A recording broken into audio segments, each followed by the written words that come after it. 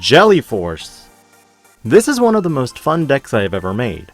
But while there are different variants you've seen across YouTube, I bring a different recipe to the table.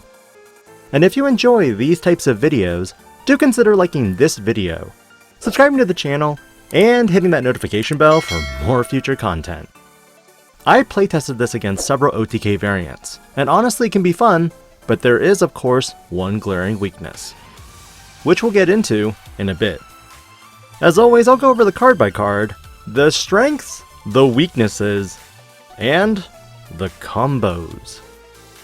This deck runs 4 level 2s, 14 level 3s, 12 level 4s, 6 level 5s, 4 level 6s, 3 option cards, and 11 Tamers. For level 2s, this deck runs strictly Demi-Vmon. This Digimon can draw you a card when your Digimon has jamming, and with the fact that you run X-Vmon, this Digimon has jamming and an inheritable jamming. I don't run Upamons currently for the fact that my belief is that with the OTK format, very rarely will you find your opponent slamming Digimon down for an on-play and leaving it. But if I were to run the 5th egg, it would be your standard 1 Upamon. You don't need any other DP buffs in this deck for the fact that X-Vmon has you covered when it comes to jamming. For level 3s, this deck runs 2 BT4 Strabimon, 4 BT9 Jellymon, 4 Promo Jellymon, and 4 starter deck Vmon. BT4 Strabimon provides you the ability to find your hybrids and Tamers.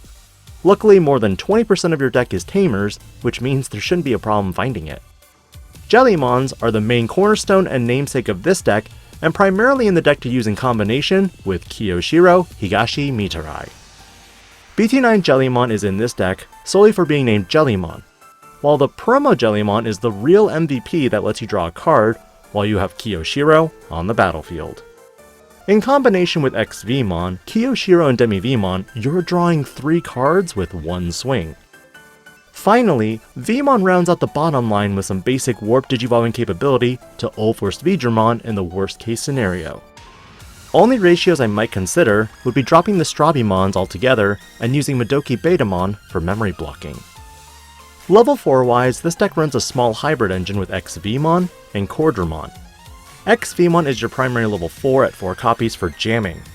Jamming plus multiple restands in Ulforce Vidramon is insane.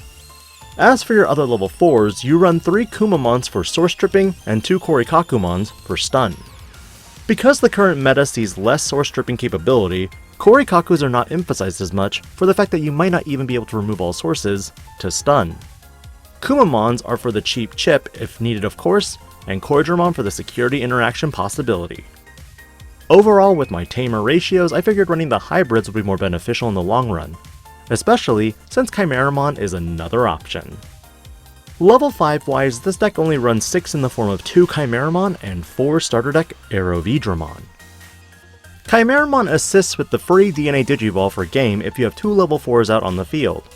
Whether it's a Cordramon that popped out, or if your opponent handed you 3 memory and has a Digimon with no Digivolution sources, you hybrid a Tamer and DNA Digivolve it with another level 4 on your board for free. Then for the last 3 memory go into Ulforce Vidramon, assuming you gain 2 memory off of the Sora Takanuchi and Joe Kido. Chimeramon provides flexible ways to also reclaim Jellymon if you need it to proc certain effects, whether it be the jamming aspect or card draw of Kiyoshiro. Aerovidramon provides you your security check +1 if you have 8 cards in hand, which is honestly very simple. This deck has a lot of fast chip damage that can happen quickly. In addition, because it chips away, it forces your opponent to answer by pushing out and beating over your chips, but that exposes their Digimon on your turn for your effects. Level 6 wise, this deck runs simply BT2 Ulforce Vidramon. This Royal Knight has a once per turn effect that when it unsuspends, gain 1 memory. But its real OP effect is simply unsuspending when a blue Tamer is suspended. And that part of the effect isn't once per turn. If you manage to get 3 Tamers and you have Aerovidramon underneath, you can potentially jam away and swing through their entire security with each suspended Tamer. But this deck is a little tight on space in that regard. Because of it, this deck does not run Blitz Omnimon as a finisher, though you very well could. Instead, I utilize my hybrids as finishers with Tamers that I did not suspend. Option card wise, this deck runs simply 3 Cocytus Breaths for the defensive backup plan. With meta decks consistently being Metal Garurumon X, Grandis Kuwagamon, and Alphamon, these decks can be bounced while your real threat will be War Greymon X and Ancient Greymon decks that can negate option cards. You can also utilize Hammer Sparks or Blue Memory Boosts. But in playtesting, these felt too slow, and even with Hammer Spark against Metal Garurumon X, if they have a Memory Fixer, it doesn't matter if their Were Garurumon can rip through multiple security without punishment. Tamer-wise, this deck runs 11 Tamers. That's a lot even for a deck that doesn't emphasize just hybrids. But hear me out. Kiyoshiro Higashi Mitarai from BT9 allows you to draw a card when you attack with a level 5 or higher Digimon, or a Digimon with Jellymon in the Digivolution sources by suspending it. Kiyoshiro Higashi Mitarai as a promo allows you to suspend it when attacking with a Digimon with Jellymon and its Digivolution sources to give it jamming. Sora and Joe can be suspended to strip 2 sources and gain 2 memory at the beginning of your turn if your opponent has a Digimon with no Digivolution sources. And honestly, this card should have gotten a restriction as well, but that's just my personal opinion. And of course, 1 Tamihimi for the 3-source strip and potential stun. Some decks also run Matt Ishida and Sora Takanuchi for access to a delicate plan. But in testing this Tamer, the timing for activating this Tamer conflicts with your Ulforce Veedramon. Ulforce Veedramon becomes unsuspended when a blue Tamer is suspended. But Matt and Sora's effect only procs when a Digimon is unsuspended to suspend it, meaning you lose a potential unsuspend with this Tamer. On the bright side, you have access to a delicate plan for those security control decks. As for why no Davis Motomiya in this specific deck, you want to utilize Tamers that can suspend. Davis, while being able to add a blue and or green Digimon off the top, can also bottom deck important Tamers if you need them, while Kiyoshiro helps you draw them. This deck has a lot of fun and quite a few interactions. For strengths, against other rogue decks that don't utilize X-Antibody, this deck can put in some serious work in stunning and setting up your board. But it has a lot of weaknesses in this current format as well. Because of Jellymon and the interaction required with Kiyoshiro Higashi Mitarai, this deck gets hard countered by Gaiomon and Black War Greymon decks.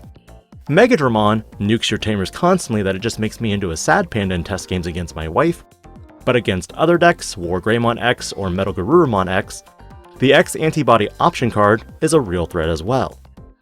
Be considerate of what Tamers you play and when.